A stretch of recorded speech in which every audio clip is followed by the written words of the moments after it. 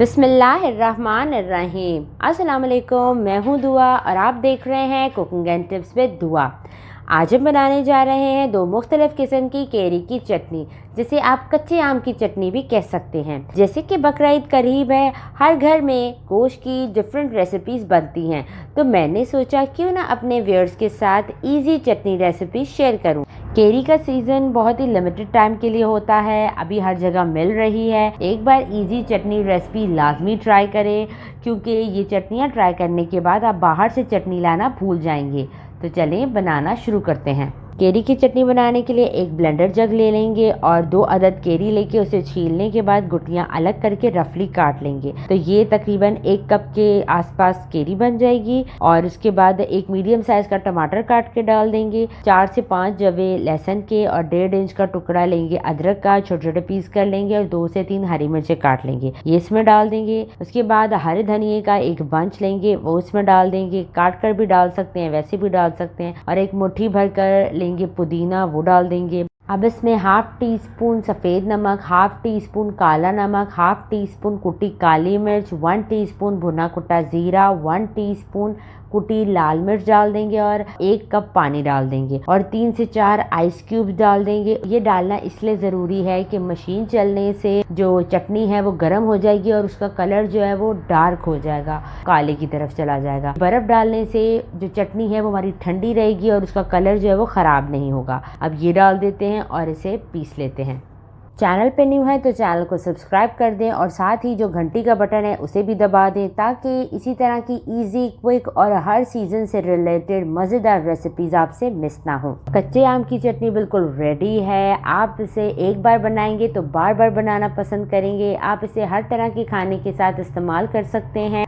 ये कोलेस्ट्रॉल के मरीजों के लिए बेहतरीन है, हाजमा दुरुस्त करने में मदद करती है, भूख में इजाफा करती है, ये आपका इम्यून सिस्टम बेहतर करती है।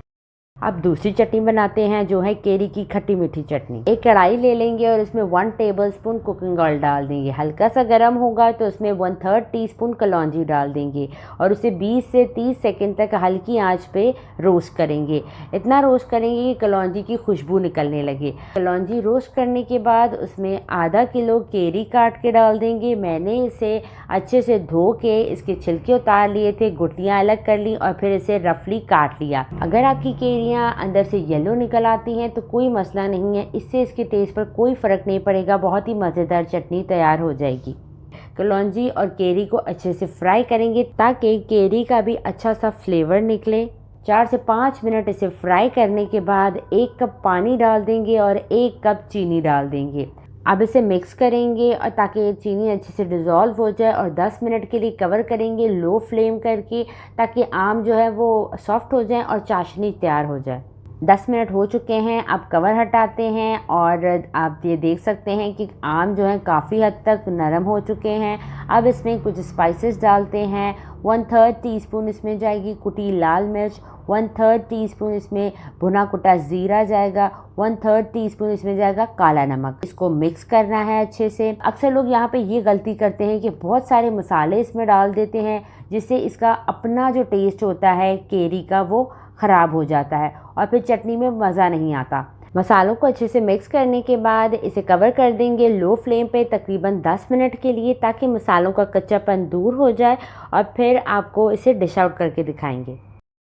माशाल्लाह से केरी की खट्टी मीठी चटनी बिल्कुल रेडी है। देखने में ये बहुत यमी लग रही है, इंशाल्लाह खाने में भी लाजवाब होगी।